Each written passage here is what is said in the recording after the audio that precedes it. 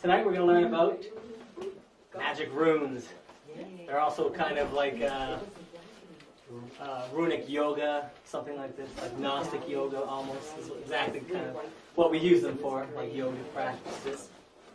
All the body positions correspond to a specific rune letter, and we'll get into it in a moment. I thought, might as well start with audience participation.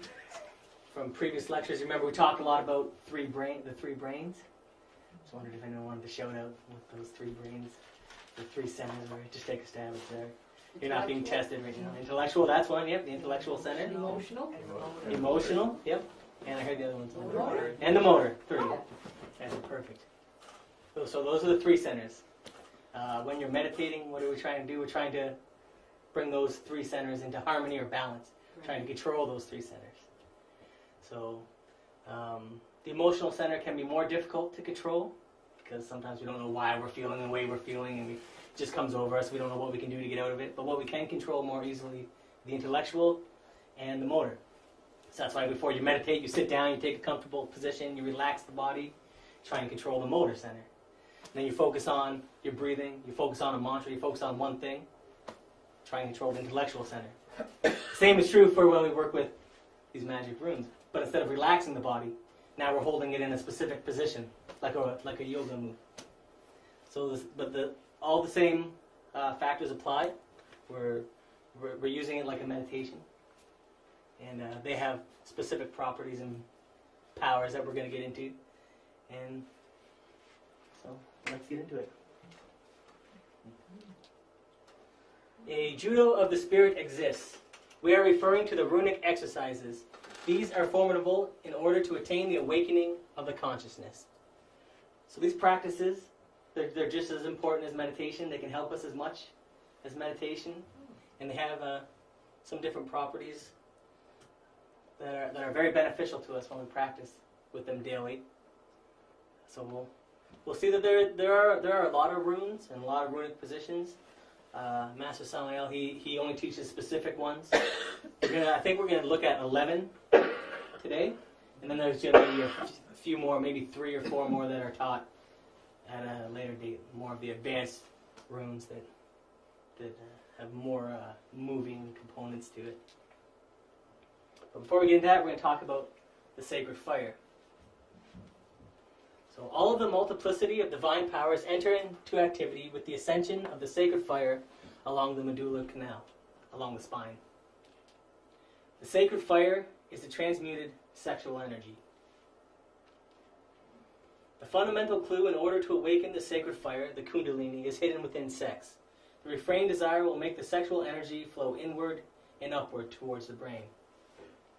So the sacred fire, sometimes called the divine spark, that divine piece that's inside of us, it's not the soul, but it's the material that the soul can be created from, the material that the higher bodies can be created from, like the astral body and so forth.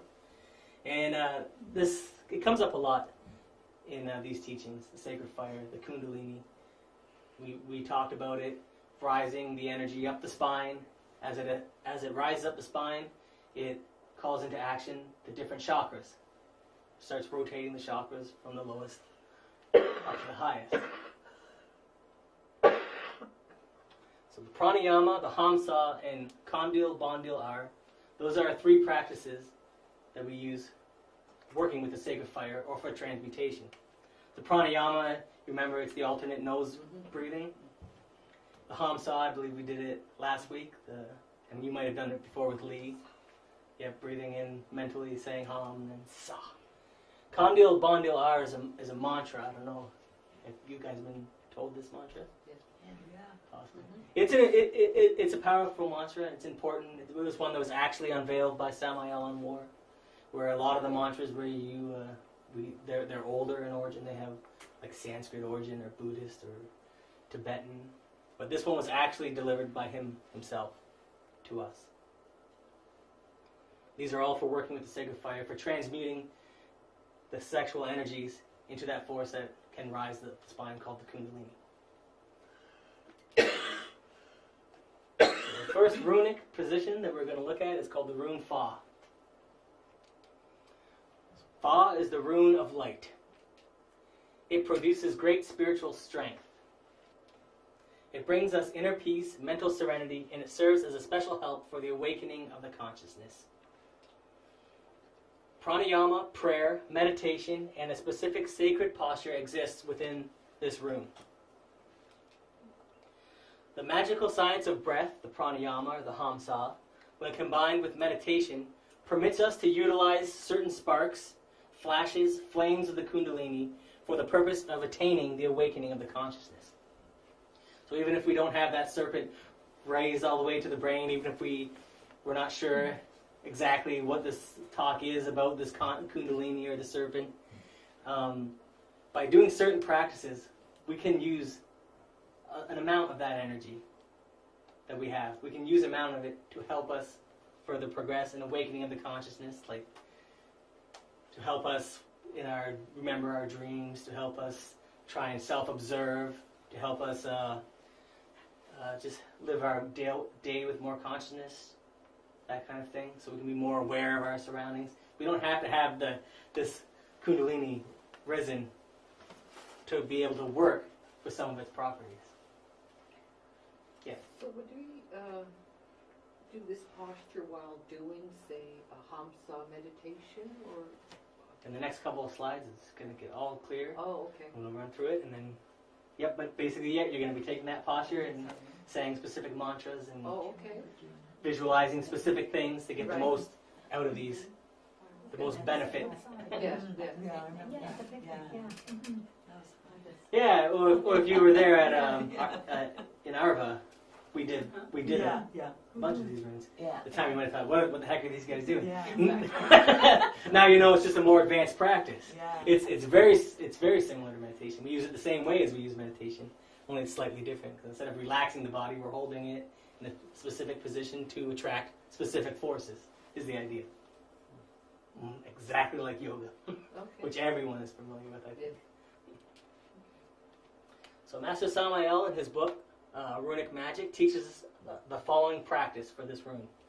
We must greet each new day with immense joy. Getting up from bed, raise the arms towards the Christ sun in such a way that the left arm is a bit more elevated than the right. The palms of the hands should remain still before the light in the attitude of one who really longs to receive the solar rays. So this is what he says. We should when we stand up, we hold it there, and he suggested maybe we should do it when we get out of bed, which is a good time to do it.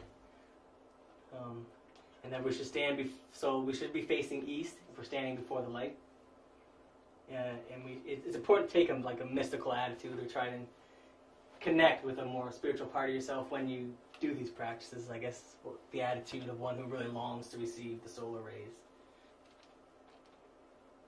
So then, while you're picturing that, we work with the transmutation, inhaling through the nose and exhaling the air through the mouth in a rhythmic way. This is also a form of pranayama or transmutation. It's the complete breath that we teach before we start meditation. Yes? If you're indoors, should you be in front of a window, or does it matter if there's a wall on the east side? It doesn't really matter. But if you're near a window, it's easier. Better, right? It's easier to visualize the solar forces coming in, and you can almost visualize it easier. You can feel it inside almost. Yeah. Even. So, but don't let not being near a window be the deciding factor. But if you can, like I saw down on the farm, we did them outdoors because to get the most benefit from the solar atoms. So now, after you breathe deep, the complete breath, got into that mystical attitude, that connection with that Divine Mother, or whatever can get you into a spiritual state of mind. Then you imagine the light of the Christ Sun enters into us through the fingers, circulating through the arms and flooding our entire organism until it reaches the consciousness, stimulating it, awakening it, and calling it into activity. So this rune, on the previous slide you've seen, I said there's prayer involved in it, there's meditation, there's pranayama, there's also visualization. So now you're standing there, you have your eyes closed. If you're near a window or outside, then it is easier to visualize that this Christ sun or these solar atoms are entering into you. But the visualization is important. Because if you can visualize it, if you can immerse as much as your senses into it as possible, the more benefit you'll receive from it. Because you're less distracted from everything else. You're focusing more of your attention on exactly what you're doing. And in this way, it's also kind of a practice for your concentration, visualization. So we know that visualization, it has real power. And it's not just this group that says that. Every New Age group out there is saying visualization has power. The secret is a big one, that you visualize it. Visualization does have power. And the more you use it, the more you'll realize this for yourself. The more you visualize, the more you work on being able to see in your mind's eye what you're doing, the benefits will become increased. And your ability to visualize will be increased. Just like working out any other part of like working out your muscles. You get stronger. Same way with this. By working with visualization, your meditations become stronger. You can reach deeper states through continued practice.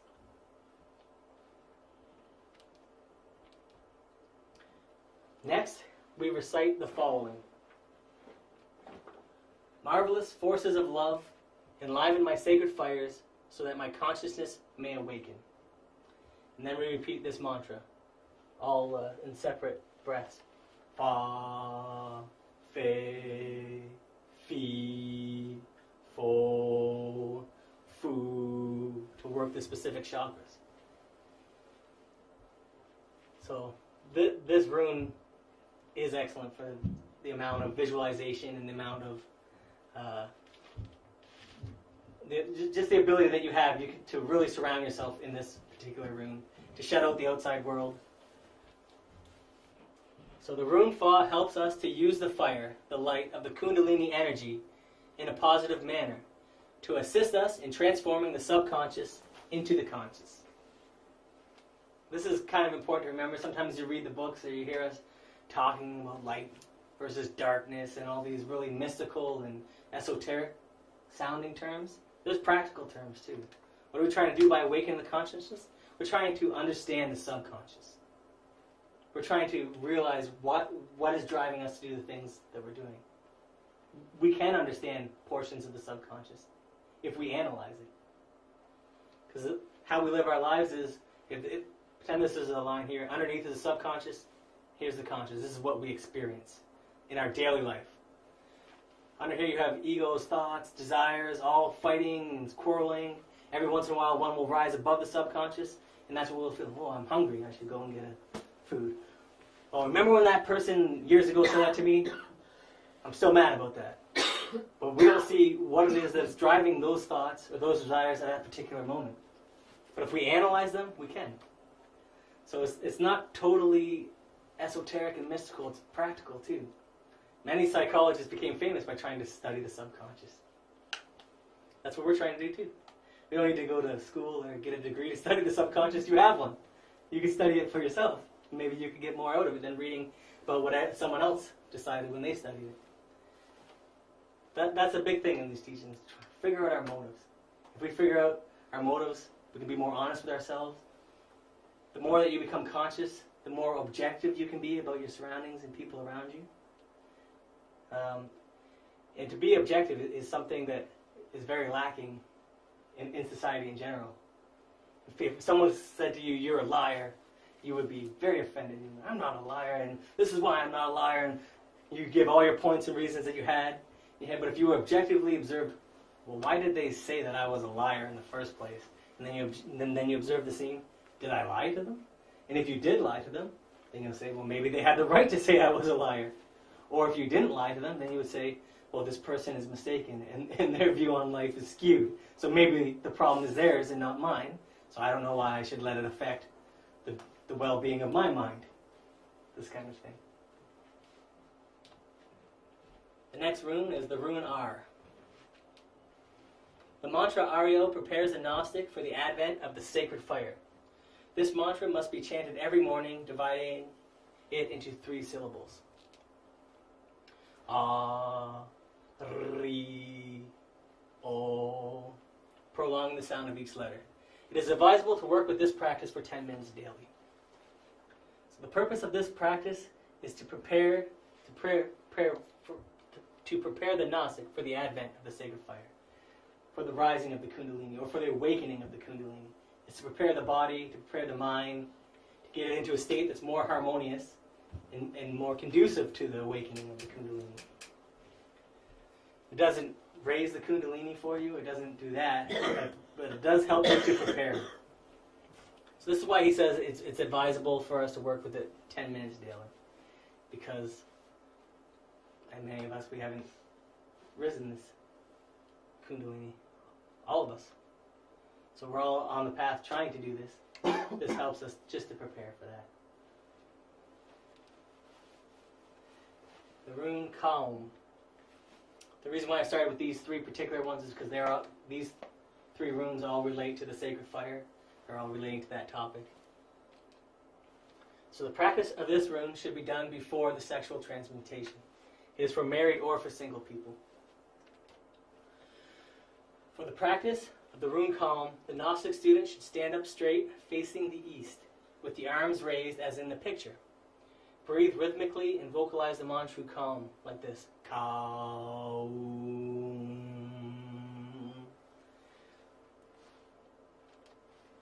With the daily practice of this rune, the sexual energy is channeled in the proper way, up to the brain and then to the heart. To clarify, the runic exercise is one thing, and the sexual transmutation is another, and they should not be confused. So what does this rune help us to do?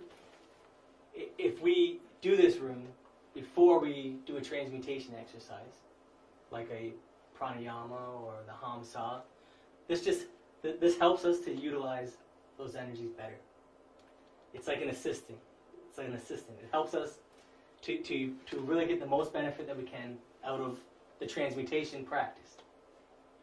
But it's not really the transmutation itself. It's separate. It's like a preliminary. Right? If the transmutation is the 100-meter sprint, this is all the stretches and jumping jacks you do before. That kind of idea. Now we're going to talk about the Divine Mother. As a few of these runes, they relate to the Divine Mother, or the Divine Feminine. Each person has their own individual Divine Mother.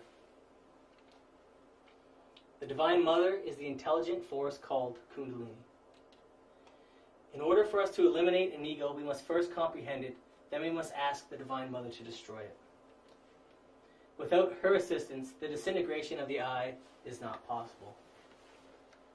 So this is important to remember. For all of us where we are now, the Divine Mother is that closest connection we have to the spiritual realm. She resides in the heart. She assists us daily. As we grow on the path, our understanding of certain concepts also grow.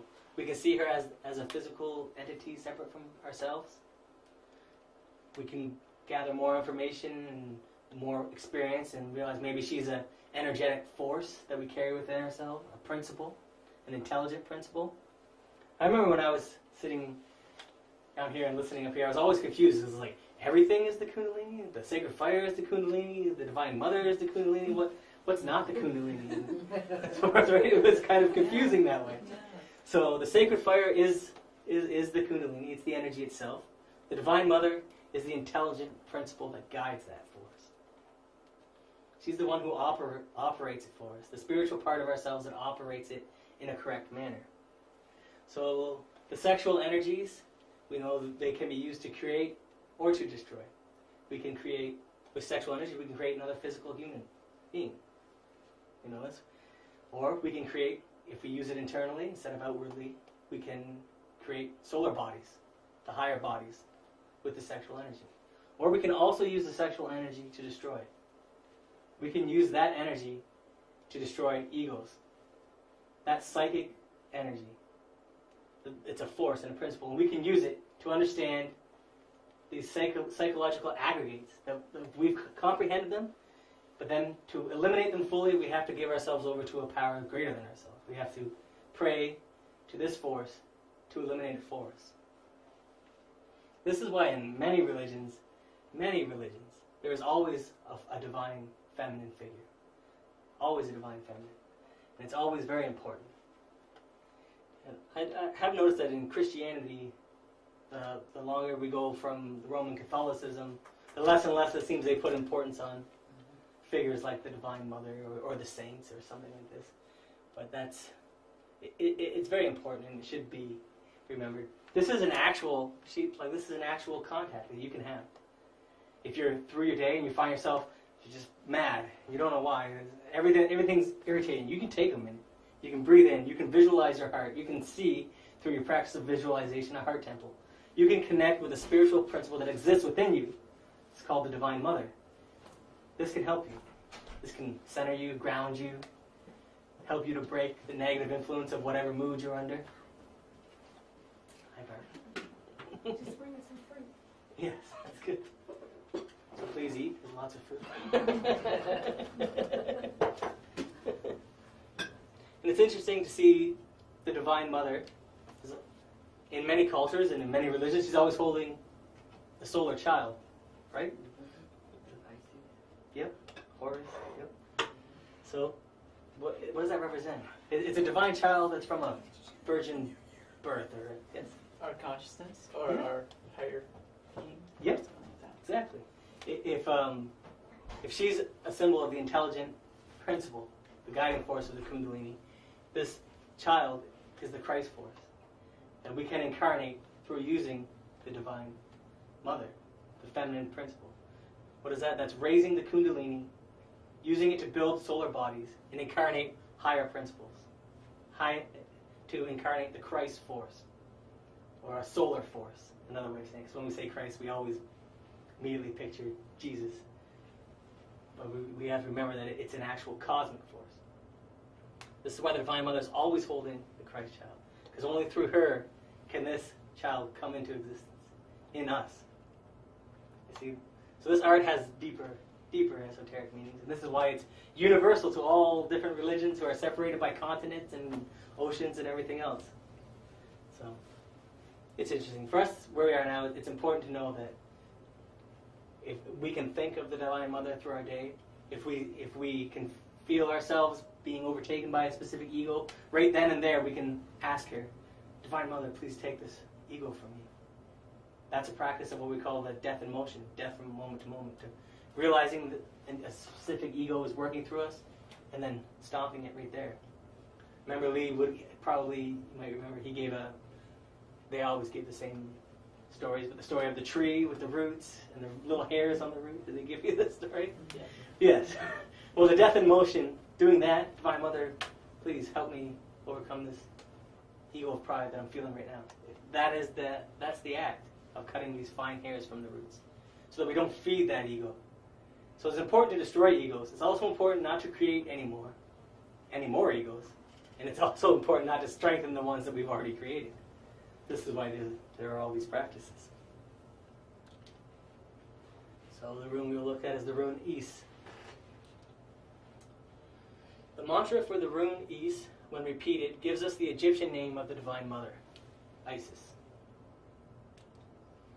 This practice helps us to connect with that part of our being that guides us and works for us in this path. In this runic position, the student is acting like an antenna to attract cosmic forces. So this runic position is dedicated to the Divine Mother. Yep. The practice helps us connect with that part of our being that guides us and works for us in the path. She is the Jiminy Cricket, the voice of reason in the back of our minds, who's trying to speak to us, and sometimes we listen and sometimes we don't. She's the intuition. So it's very important to remember her throughout our day and throughout our work, because that can keep us grounded in our day and keep us grounded in trying to take some of this stuff that we learn here and using it out there where it matters. It's it's pretty simple to be a Gnostic here, because you're all sitting there facing here, and you have to listen to me, because I'm the guy standing up here and talking. But to take this stuff out there is the challenge. So even Samael tells a story about he was astral projecting in the higher realms. He went to enter a temple. There are temples that exist up there. And he went to enter one, and the guard at the door said, "You can't enter because You can't enter because you've been a bad son or a bad child and you've forgotten your mother, something along these lines. And he was very perplexed. He was quite removed from his physical earth mother. He hadn't seen her in a long time. He spent that night in the astral trying to locate where his earthly mother was. And he found her, but he couldn't understand. He didn't understand what he was supposed to do by finding her and what it meant until he realized that they were talking about this specific part inside of us, that his internal mother, his divine mother. So even him, he had already been quite advanced in the path. He'd had astral experiences in this, and he didn't know this secret about remembering the divine mother. It's very important. That's why at home, if you're just trying to practice meditation and you want to try and become a little bit more intuitive, it's a pretty popular mantra to sit there and relax, breathe, and then, oh. This works the heart chakra. This works your connection with the Divine Mother. So, certain things are important to remember, and the Divine Mother is definitely one of those things. So standing in a straight position, let us raise our arms in order to form a straight line with the whole body. And after praying and asking for help to our Divine Mother, we must sing the mantra Isis as follows. Is, is. Prolonging the sound of the two letters and divided the word into two syllables. Afterward, the student must lay down with his or her relaxed body and filled with ecstasy must concentrate and meditate on the Divine Mother. This is a good practice. It is good to recognize those forces that are inside of us, to venerate them when we can. It strengthens them in us. It helps us in our work. It helps the work to become easier. And we might be able to verify, which is the main goal here, is to verify for ourselves. The next rune that we will look at is also related to the Divine Mother. That is the rune Ur. With this rune, one will attain peace, health, strength, and harmony in accordance with the law of karma. This rune is very appropriate for all those who truly love their Divine Mother. Through this rune, we venerate that superior force that exists within us, the Kundalini. So the practice, much similar, it's very similar to Isis, except for it has a very long prayer that goes with it. So loving our Divine Mother and thinking of that great womb in which the worlds are gestated, we pray like this. Inside my eternal real being resides the divine light. Ramio is the mother of my being. Devi Kundalini. And then we mantralize Ram. Io. Assist me. Ramio, help me. Ramio, enlighten me. Ramio is my Divine Mother. O Isis mine, you have the child Horus, my true being, in your arms. I need to die in myself so that my essence may be lost in him. Him. This is a prayer whose sole purpose is to venerate the Divine Mother, to strengthen the connection, so that maybe throughout the day, that voice, that Jiminy Cricket consciousness voice, maybe it's a little louder, and it's harder for us to ignore. And we have to just pause and listen. What am I doing right now? Should I be doing what I'm doing, or should I be listening to this part of myself that's speaking to me? Or should I ignore it like I've done in the past?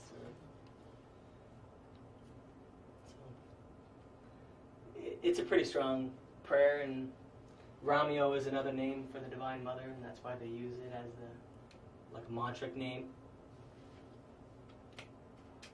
Next is one that you're familiar with already from other practices, the rune Sig. Remember when we do the circle and we close it with the rune Sig, do it after a lot of practices. It's also related to the powers of the Divine Mother. So Sig is the secret name of the sacred frightful viper Kundalini. Its symbol is the divine lightning bolt. To practice, you must seal all of your magical works, invocations, supplications, healing, chains, etc. with the rune Zig. The zigzag of lightning must be traced with your hand in your extended index finger at the moment when you also sound the letter S. So this rune is more like a command or an asking of whatever work we were we were doing, to let it be fulfilled. It's like saying, let it be filled, fulfilled, let it be realized, let it be done. So it's like us asking the Divine Mother to make it so, to add strength to the practice that we are doing. Next we will talk about consciousness. So the psyche is divided into three main parts. Does anyone want to take a stab at these three main parts? The past, psyche. You can just take shout it out if you want. You don't have to. The motor, intellectual, and Yeah, emotional. those are the three brains. Yep, but we're talking about the psyche now. Oh. I know there's 3 this and 3 that and 5 this, and it's hard to keep it all straight. But what we're talking about here is the essence, Okay. the ego, and the personality. So that's what the psyche is divided into. We must increase consciousness by eliminating the ego. We do not possess a definitive individuality. We are a psychological multiplicity, a sum of eyes. So this will be more familiar from the previous lectures about the ego, the sum of eyes, and so the essence. Does anyone take a shot at that? I mean, what is that? Remember they said that maybe we have 3% of it and 97% ego.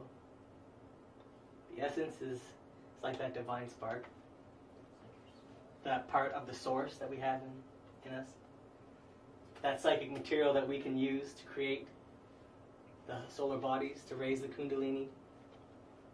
It is like saying the consciousness, that which comprehends.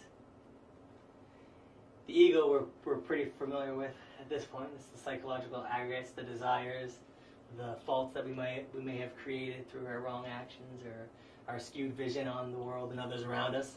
And the personality can be a little tricky to understand for some, especially if anyone's done psychology majors. I know there's been some psychology majors that came through here and they had, what are you talking about with this personality? That's not what they teach at all. Because what we teach all 3 of this, they think that's all the personality. The personality is like environmental factors that make you who you are. Like the region you're born into will have an effect on the way you think, the family you're born into, the religion you're born into, the circumstances of your childhood, whether you're rich or poor. These all have an effect on how you view the world. Those are what go into creating the personality. The personality dies with the physical body. It's of time. So it doesn't carry on. It doesn't get to reincorporate into another body. Like it's kind of interesting. You have friends and they stereotype themselves. Like I have an Irish friend and he says he loves to drink Guinness and fight because he's Irish. And that's what we are. I'm Irish. That's what I do. So he's saying because he's Irish, this is how he acts. So he's allowing an outside factor to determine parts of the way he views the world. That as an example. So, to help the consciousness, the rune tear is used to activate the consciousness, to awaken it from that state of sleep. It is used to stimulate and to increase the amount of consciousness we have, which is currently bottled up in the ego. So this is, as you recall, you eliminate the ego, you free the consciousness. What does that mean? It means you understand what is motivating you to do a certain thing. You can understand why it is you've been driven to do that. You can change you can change your action. You don't have to be driven mechanically. You don't have to let others tell you how you're going to act by responding to, if they insult you, being offended, or if they praise you, feeling pride. You don't have to mechanically respond. You can respond in a deeper way, an objective way. So this rune is used to impact the consciousness, wake it up, grab it and shake it so that you can use it for a moment. So you can use it in your practice, so you can use it in your daily life. So the practice corresponding to the rune tear, sometimes it's spelled like this or like this, you'll find, consists of placing the arms high above the head, then descending them to the sides while the hands are cupped. When lowering the straight arms, pronounce the mantra, tear, and you strongly pronounce the T, and that gets the consciousness into activity. Yeah. Like a shock wave to your consciousness. So the letter T strikes the consciousness in order to awaken it. The letter I works within the blood, which is the vehicle of the essence. The R, while intensifying the circulation of the blood in the veins and in the vessels, operates marvels with the internal energies by intensifying and stimulating the awakening. So this mantra is meant to call your body into more action, to move the blood through your veins, so that your consciousness may be more stimulated.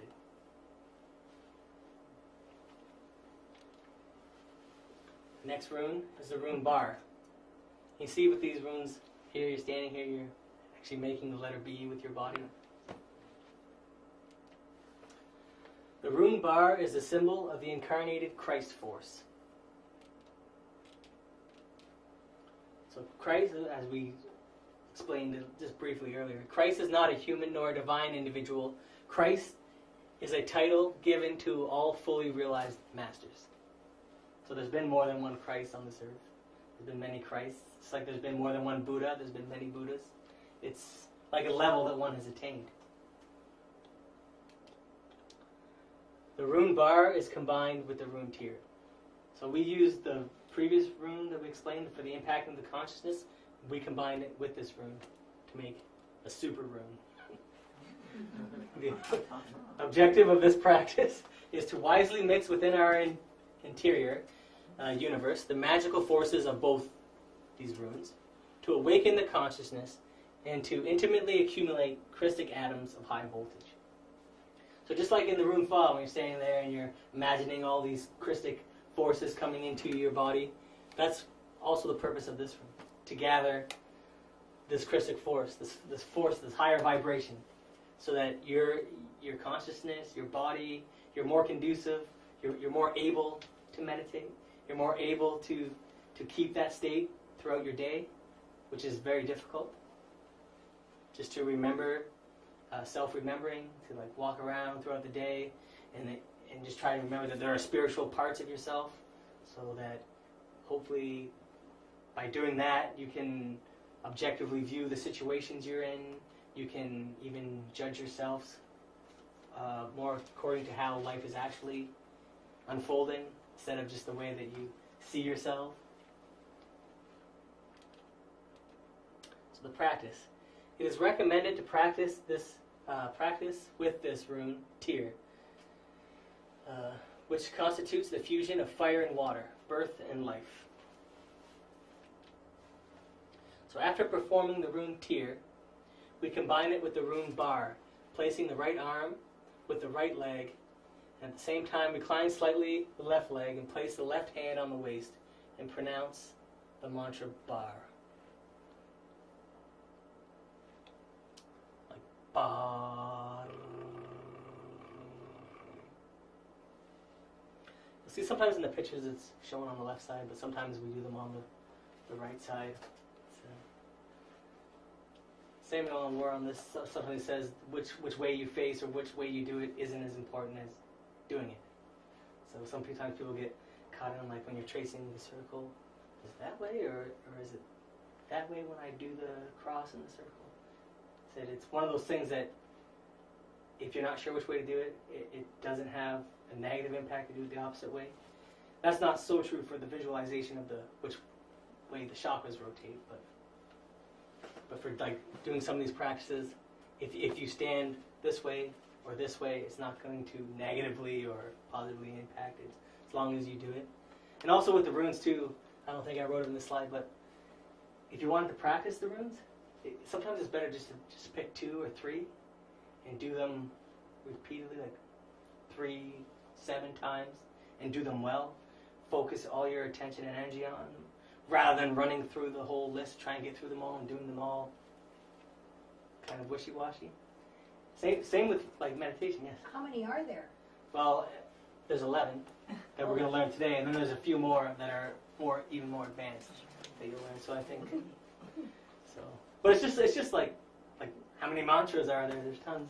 You don't have to use every single one of them. If you have an affinity with certain ones, then use them. There's so many practices because the idea is to get you to verify these things for yourself, to find the practices that work the best with you, to experiment and find those ones that you have an affinity with. So I'm not going to tell you that you have to do this one at 7:30, and then the one before it has to be done directly after. There's nothing like that. Now we're going to talk about the rune Dorn. Dorn, or sometimes Thorn. Maybe remember these are all from the Nordic alphabet. The rune Dorn is used to cultivate willpower. It is of great assistance in helping us to increase our conscious efforts in the work. The rune Torn is also a powerful mantra for avoiding the sexual fall or spilling of the energies. So this rune deals with willpower. So this one is a strong one, and it helps you if you're just starting out maybe, and you want to get into a routine, but you don't find the time, and I got all these other things to do. This one helps you to develop the willpower, which is one thing that we need to develop. We need to develop a taste for the work, they call it, so that we enjoy doing meditation. We enjoy the time that we take to connect with those more spiritual faculties of ourselves. Because if we enjoy it, then we'll do it more. Then it will be a routine, and then we'll get the most benefit from it. So right now, everybody struggles with willpower. When you first start a thing, it's very easy because you're excited about it. You get right into it, you jump into it, and then after a time you'll notice, this is true for everybody, the excitement starts to leave, and then you might still want aim for anything, not just Gnosticism. It could be for playing golf. Anything you start, any new activity, it's very easy to do it at first, and then over time it becomes difficult. By using this mantra, this rune, we help to strengthen the willpower, which is very important. Because there is times when we don't, this is overwhelming. I don't want to do this. I don't know what they're talking about. How many mountains and cylinders and bodies and whatever. And what are they talking about? This is so much. Well, you increase the willpower and you start just doing some of the practices. You have a small verification here that leads you to go on. And I say, oh, there is something to what they're teaching us. There is benefit to doing these. They aren't just telling me to do these practices for no reason. They're telling me that I should consider doing them because they've done them and it worked for them. Willpower will help us immensely. So practice for the rune Dorn. In the military position, on our feet, firm and facing towards the east, place your right arm in such a way that your hand will remain resting upon your waist or hips, thus performing the form of this rune. Now you must sing the mantric syllables ta, te, ti, to, tu, with the purpose of developing in yourself Christ's will. This exercise must be practiced every day at sunrise. Is that a hard and fast rule? No. You don't have. You can practice it whenever you want. At sunrise, there are certain forces. There's certain vibrations that make this rune easier to practice. It might make you have slightly more benefit from it. But if you can't do it at sunrise, say, oh, I can't do it at sunrise, so I forget it. Do it whenever you can.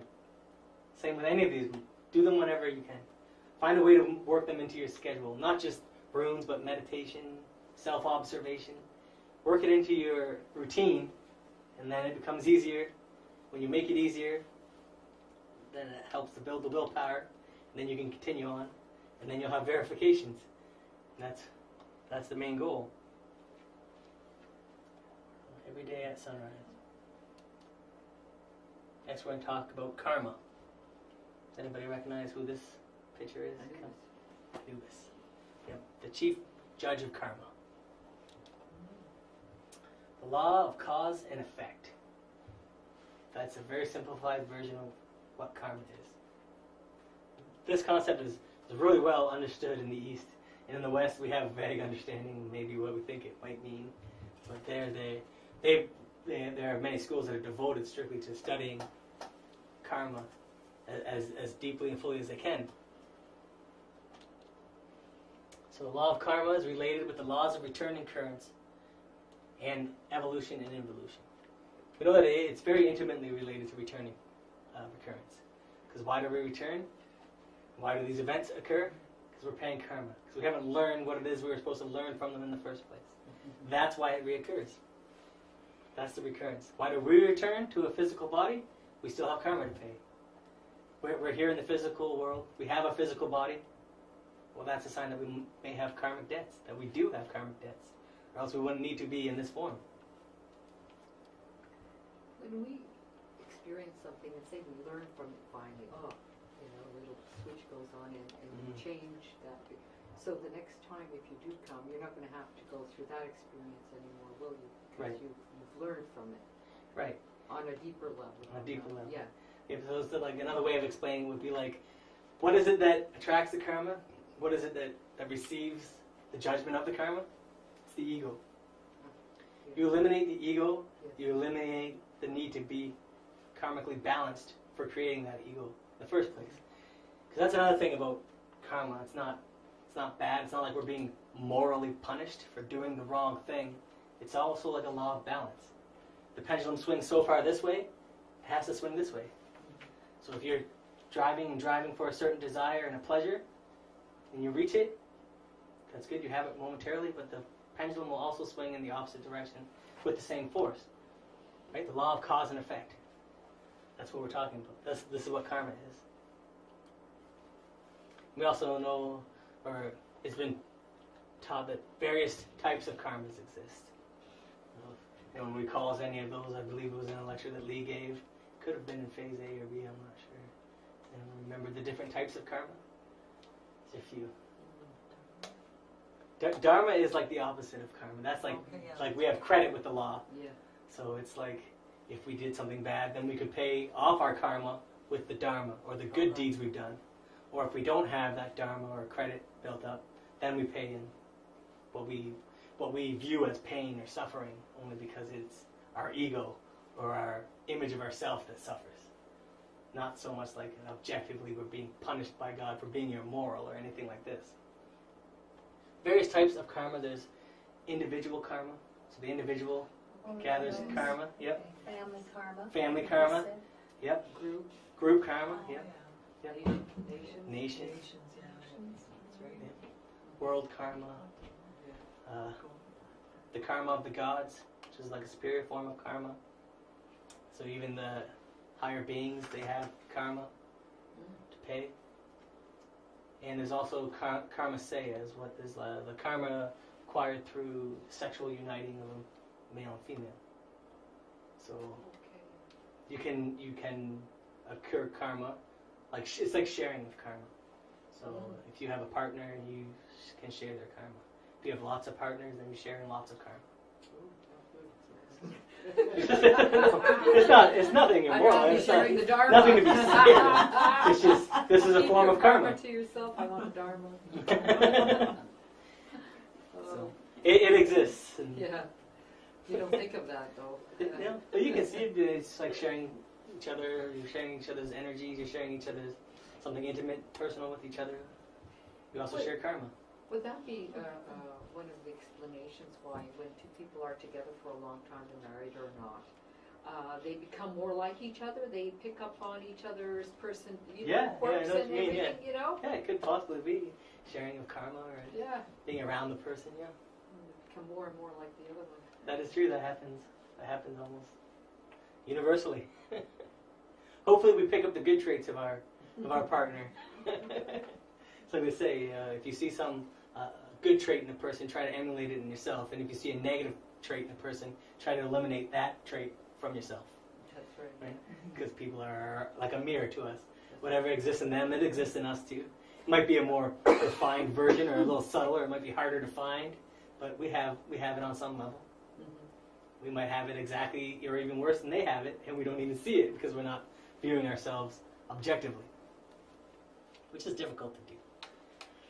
Some people, I don't know, I can't exactly remember all of Lee's lecture on karma, but karma is negotiable, and the judges of the law will grant credit to those who request it. So this is another interesting fact, that it's negotiable, and that we can do certain mantras and practices to try and negotiate karma. These practices are very serious, and they carry with them more consequences, but we will look at that The masters of karma reside in the 6th dimension, Oh. in the causal plane. Oh, I thought that was the 5th. No, that's the 6th. The causal plane is it's kind of easy to remember because it's like law of karma is cause and effect. The causal plane is the causal plane, the plane where cause happens. So. And that's where the ego doesn't exist anymore. Just the very seeds of the ego, just the very in its first emanations. Oh, okay. But not nearly as strong or as That's here. right. The 5th would be the emotional and intellectual center. Yeah, well, Yeah. the 5th plane can be like the astral/mental plane. Yeah. So the mind and the. Yeah, the mind and emotion. So karma is negotiable, and that's one thing that some people get interested in. Well, that's good. Now I can just ask them, hey, can you just forgive me for these things I've done? Or you really need assistance. Sometimes it's not even for yourself personally, it's for somebody else. You can request credit. You can do certain practices, certain mantras that will allow you to receive a credit on karma. Say, please help me with blank, and if you do, I promise that I will blank. Like this. And the more serious thing that you promise to do, like if you're a heavy smoker and you say, I promise I will quit smoking, something that's difficult for you, then the better chances are of this being fulfilled. But also, you have to be prepared because it has to be something that you can do. You have to be able to quit smoking, or else if you can't, or if you go back on the credit that you've been given, the karma can hit you stronger. Yeah. That's the idea. Just like using a credit card, it feels like free money at the time. So those practices are more serious, but we will teach one. Before we do that, we will look at the rune Rita, taking the position Rita, the letter R, taking the position of an R with your body. The rune Rita has the power to activate the internal conscience. It allows us to free that part of our consciousness that we call self-judgment. This tool is useful for understanding karma that has been acquired and for allowing us to work with repentance. This one, and there's many Gnostic students who practice this one, and they all speak for how well it works. The ability, and it's good to practice early on to free your ability to self-judgment, to objectively see yourself as you are, to see your surroundings, your circumstances as they actually happen, not as how you thought they happened through your view that might be skewed by many things like pride or self-love or all these things that we have, that everyone has. So this is a strong key that can help us to actually progress. The rune Rita, to free self-judgment. Often, and it's been said before, like we will criticize our neighbors to no end for anything they do, and if we do the same thing, well, no, I have these reasons, and it's good to practice early on to free your ability to self-judgment, to objectively see yourself as you are, to see your surroundings, your circumstances as they actually happen, not as how you thought they happened through your view that might be skewed by many things like pride or self-love or all these things that we have, that everyone has. So this is a strong key that can help us to actually progress. The rune Rita, to free self-judgment. Often, and it's been said before, like we will criticize our neighbors to no end for anything they do, and if we do the same thing, well, no, I have these reasons for doing. This is why I did it. I mean, I'm not like. So we let ourselves off so easy, and we're so hard on those around us. Even maybe we don't vocalize it, but mentally we think it. We judge them for small things that we ourselves do, but we let ourselves off the hook for. So this isn't like we're not trying to bring ourselves down and say, oh, I should judge myself harder because I'm a terrible person inside. This just lets us view, how does the ego work? How does it hide itself Like, how does our subconscious work? How does it mask itself that we think we're justified to do something that we condemn another to do? This is practical. This is the practical teachings in everyday life.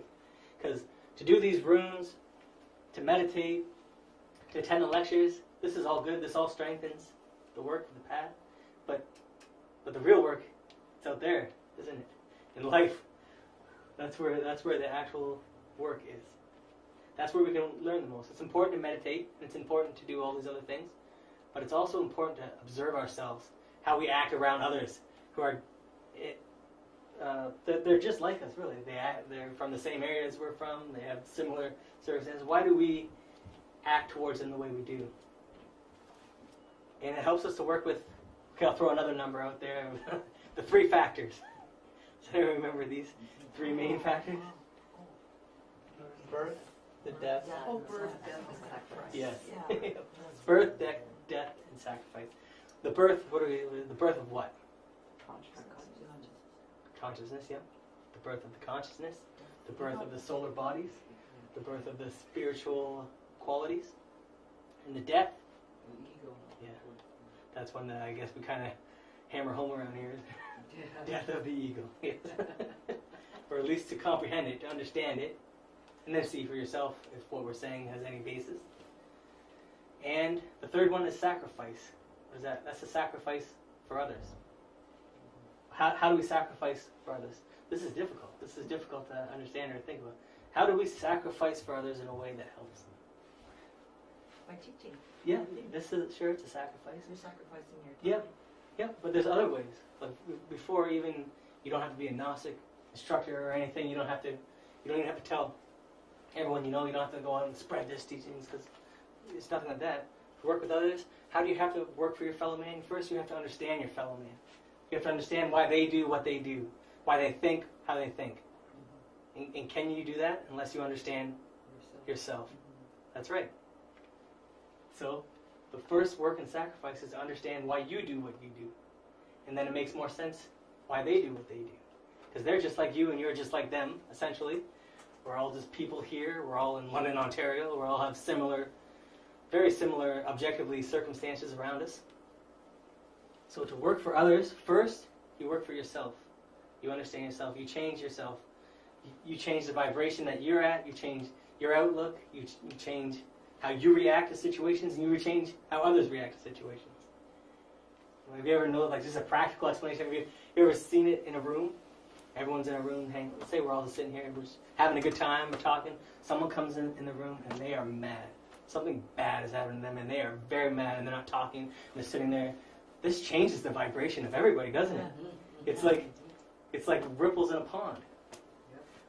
What we do, what we say on a daily basis, even when we think it's not important, it matters.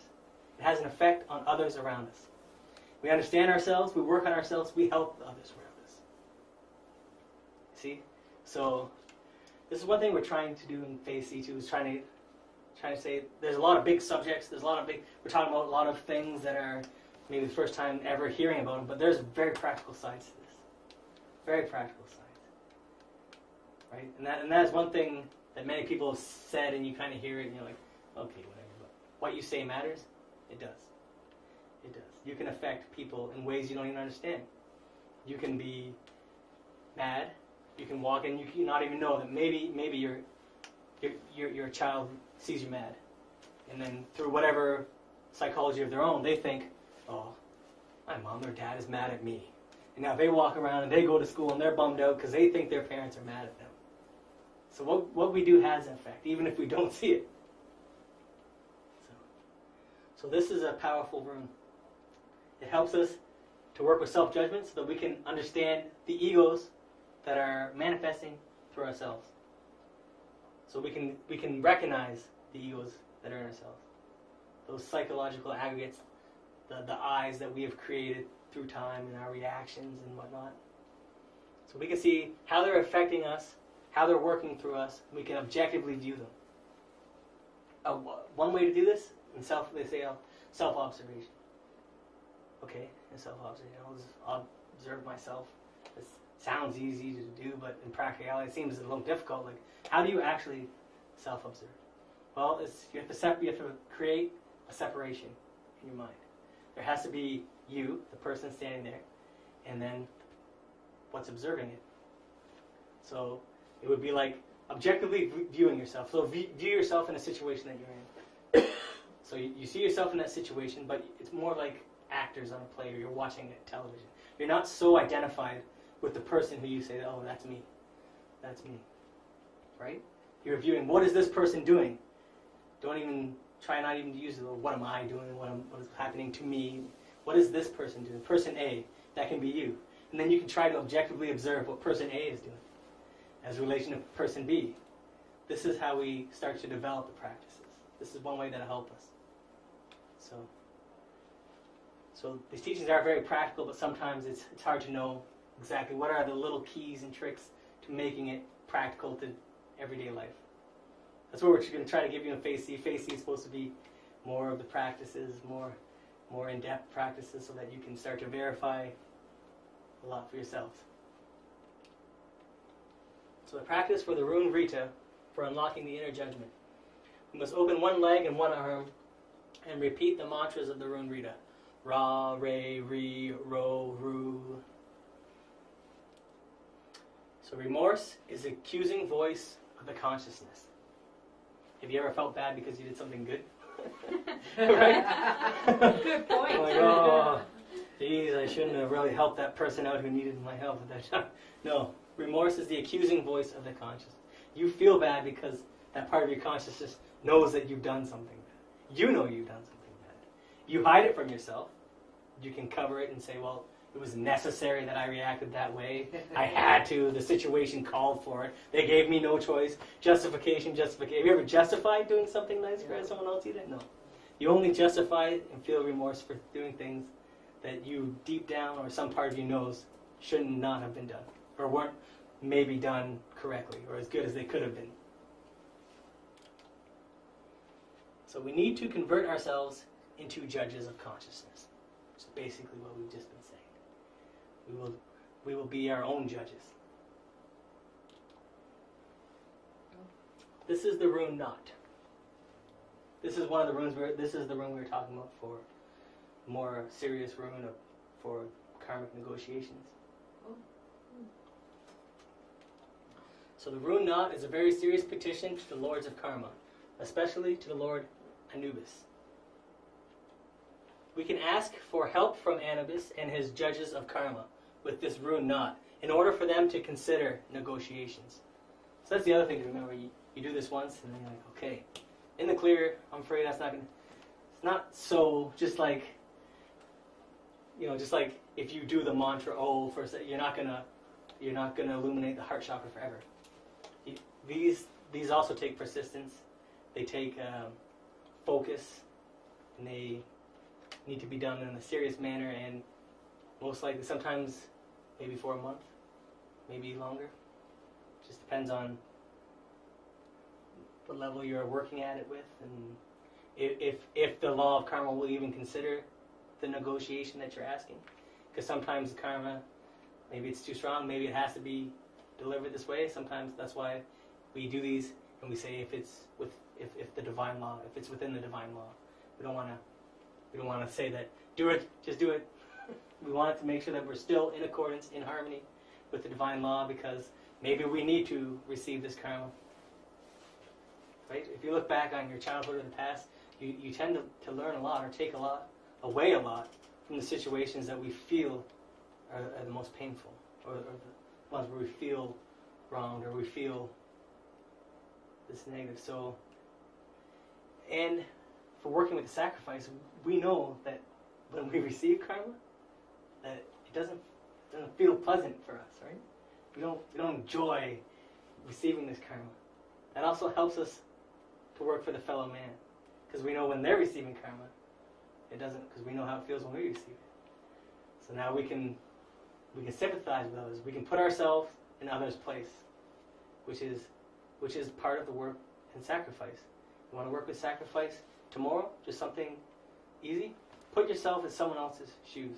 Try to view it as they're viewing it. Try to connect a little bit with your common man. Don't see yourself so separated from everybody. They're receiving karma. They're going through trials. we're receiving karma, we're going through trials. Yes. How do you know if the bargain you've made with the judges is reasonable? Like, maybe quitting smoking isn't enough for Yeah. what you're asking, and Right. how do you know? And if you don't smoke, what could you offer them? All right. Well, it's been taught in these classes. Something else that's difficult. Yeah, something that's difficult for you, or sometimes a sacrifice that would be for your inner being. Like if you would say, oh, I really need this to happen. If you make this happen, I will swear I'll find 5 minutes a day, every day, to meditate or to do a practice. Usually internally you might have some idea of something that, because you know of stuff, well, maybe I'll just tell them, hey, if you give me this karma, I won't drink that much, but you already don't drink that much. So internally Yeah. if it's going to be easy for you or if Yeah, it's well, going no, to be. you can't kind of cheat them. They No. know, but That's right. Yeah. I'm just thinking. No, I understand what your question. Yeah, because I thought that too. Yeah. What would be sort of on the same level, hmm like the balance, I guess. Yeah. Right. It could be something that you find to be a hindrance to like this kind of work. Like say you're really involved in I don't know, like whatever. This is an example, like gossip magazines. Oh, right. And, give or up get gossip off magazines. the internet or something. Yeah. I won't talk Chat bad about rooms. people behind their Chat backs. rooms. Get out of the chat rooms. Yes. There's so much that we can Oh, offer okay. that would Yeah. better our spiritual existence. That they might, yes. You could also offer to spread the knowledge, Yep. Gnosis to Yep, others. you That's can. another way to sacrifice. To work what you work have. in the sacrifice for Mhm. others That and works actually, very, very well.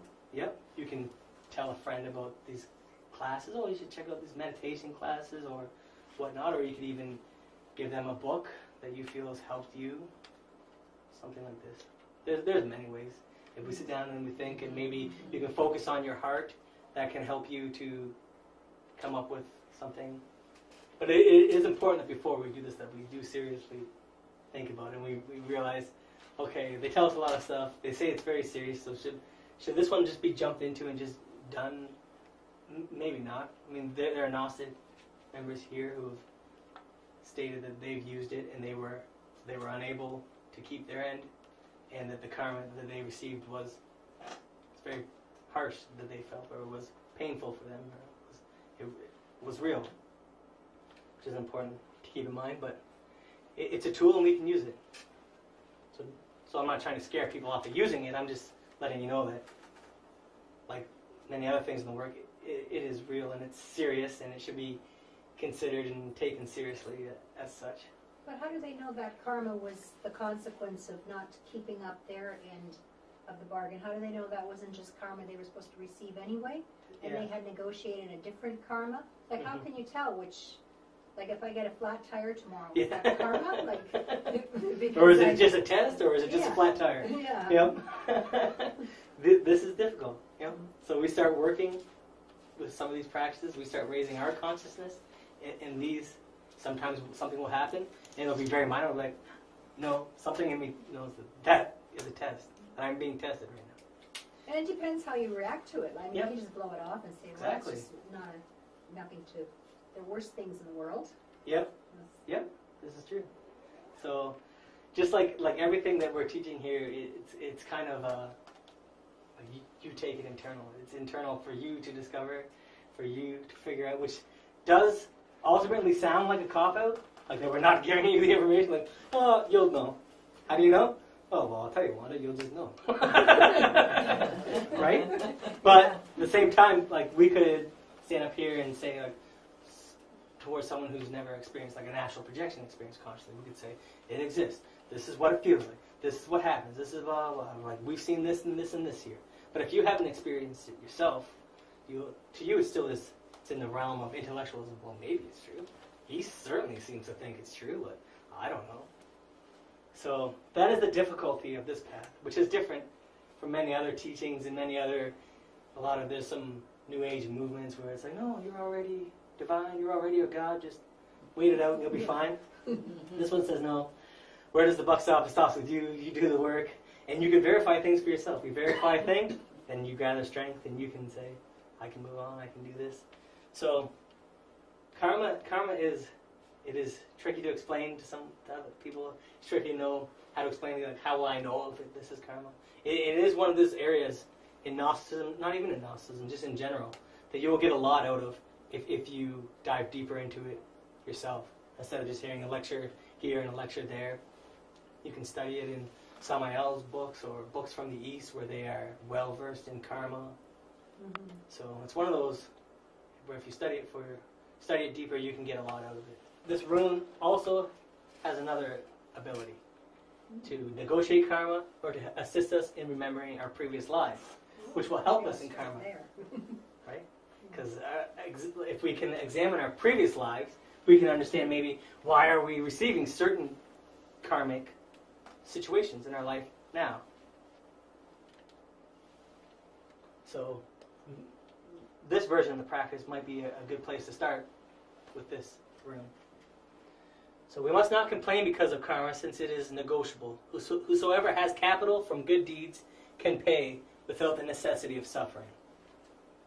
So if karma is coming to you because you were in a bar and you got drunk and you got angry and you fought somebody, and now you have to pay a karmic debt for that, if you would analyze yourself, well, why was I so angry? Why did I fight? Why did I feel the need to be in this, to get drunk and angry and let all these, and you analyze it and you comprehend it and you meditate on it and you eliminate those egos, the karmic, there would be no point for this karma to hit you, because it's trying to teach you a lesson.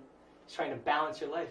If you're showing a lot of aggression, it's trying to balance and show you maybe aggression isn't the best thing. How does it show you?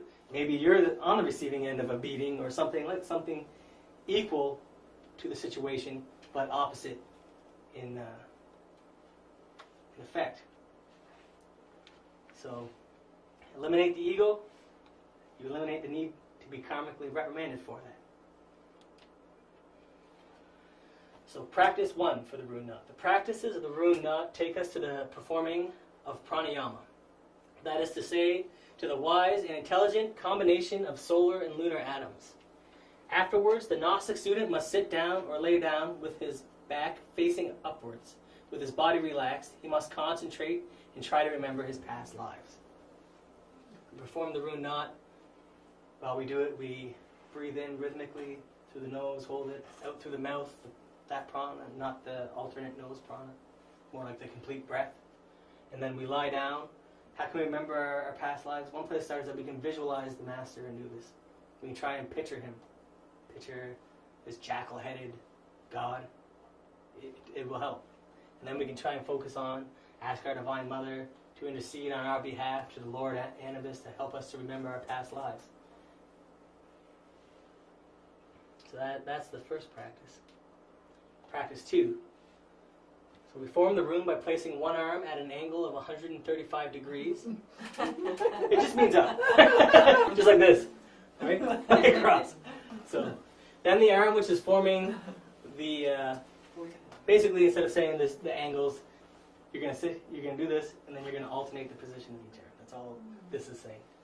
During this exercise, you must chant the mantras Na, Ne, Ni, No, Nu, while concentrating on Anubis, the chief of karma. In this manner, ask him for the negotiation you wish, and ask him for the help urgently needed. Yes? Was it only the Egyptians that had a figure who represented the Lord of Karma? No, I know that the Hindus, the Buddhists, they do. I'm not as familiar with them. But for the Egyptians, it was a very concrete figure. Anubis was karma. All right. In this region, I think it's fair to say it's predominantly Christian. There's no Christian figure that would represent, that we could picture in our mind and say, oh, that's the saint of karma. Right? We don't really have one. So why do we use Anubis? This is a concrete deity that was solely to represent karma. So, yes. But there was in the Greek mythology Nemesis, Yep, there was. which was like goddess of karma too. In That the is Greek true. mythology. Nemesis. So that, yeah, there was in other traditions there was a figure that represented karma. Around, like in Christianity, not so much. Some other, they're more like you said, Greek mythology, but also the Eastern traditions. All Hinduism, Buddhism, they talk about karma quite a bit. But for us, we might be slightly familiar with the Egyptian figure because it seems like in this part of the world we have a knowledge of Egypt. We think it was neat looking. They have all these cool artistic pictures. They have lots of art depicting Anubis. The most famous picture, the one that helps us a lot, is there's a picture of Anubis weighing the heart. So that's the judgment of the karma. So that's why we use Anubis. He's the symbol. He's a symbol that we can recognize that represents that force, that cosmic force that is karma. Because we can view these however we want. We can view them as, is it a deity? Is it a separate deity? It can be. It can present itself that way in like the astral plane or something like that. But ultimately, it's a principle. These are all principles and forces that exist. Energies. Everything is energy, right? So science teaches us. Everything is energy. The rune laugh. With the rune laugh, we make a petition for help to our inner being and to the masters of the White Lodge. Practice. The corresponding practice of this rune consists of facing the sun in the morning and at the moment it rises in the east. With a mystical attitude, raise the hands as shown in the picture and implore esoteric help. Hands out with the palms up as like you're receiving help. This practice should be done on the 27th of each month. So this practice here does correspond to a specific date, 27th of each month. That's when the forces are the strongest for this, yes. Is that some sort of numerological thing, or is it? Well, 2 and 7, yeah, they do equal 9, so it's like a symbol of the work in alchemy. It can be. There are other reasons why the 27th is important that will become clear to you when you progress to pre-chamber and second chamber. I don't know if have you ever had a class scheduled for a 27th before in phase A, B, or C. If you did, we would have canceled. We cancel it because we have. It's a special. It's a day that has specific forces that we utilize in second chamber practices. But we don't have to be in second chamber to utilize these forces. We can utilize them in our own house. It's just asking the petition, help me in my work, help me to know what am I supposed to be doing. Show me how to make these practices work for me. Divine Mother, help me to hear your voice. Anything that we wish. Esoteric help. And that's that.